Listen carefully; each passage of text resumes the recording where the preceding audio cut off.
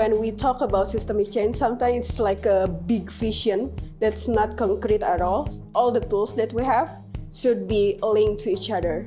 The systemic change and measuring it is not a pure MRM topic. It's really a management topic. It's a strategic topic. It's about really defining our vision of change, defining our strategy, how we want to get there.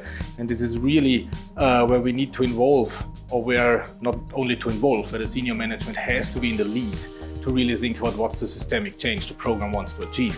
And we as MRM experts are there to support the process, to help to ask the right question, and to really help identifying where do we get the information from, what tools can we use to actually capture those systemic changes, then at the end figure out if we tackle the right constraints or not, and if we go into the right direction or not. Is we don't need to get lost thinking systemic change is this big unmeasurable thing out there that we have to sort of throw darts at and hope that we can hit. It actually, when you break it down, it's much more straightforward, and the tools that we need to measure systemic change are the tools that we're familiar with and that we use all the time. And first, starting with defining what is a system, because that's an arbitrarily defined concept that depends on the program. So once you've defined what the system is, then systemic change is quite easy to think about, because it's how do we want the system to change? What do we want it to produce independently? How do we want it to operate when we're not here?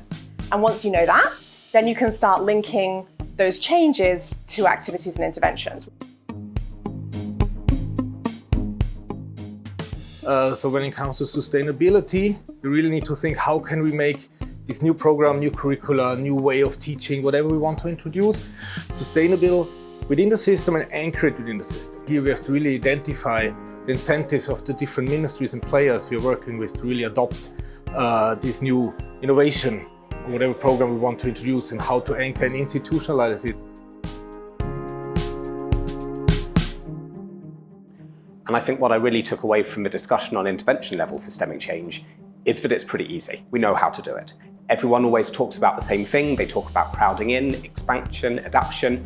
In other words, does the business you work with, do they take on the new business model? Do others copy and respond to it in the marketplace?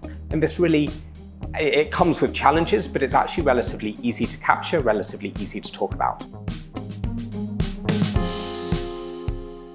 We need to know our sector, we need to know our function, where those functions been before, where they are now, and how their interconnection between those functions in the sector. So no matter if we intervene in some of those functions, but if we don't understand them, we cannot actually find a leverage point, and we cannot find the opportunity where we are going to intervene. So it's really important not to collect data, not just about our intervention, but also about the whole sector, because if we are working there, we need to understand our sector well.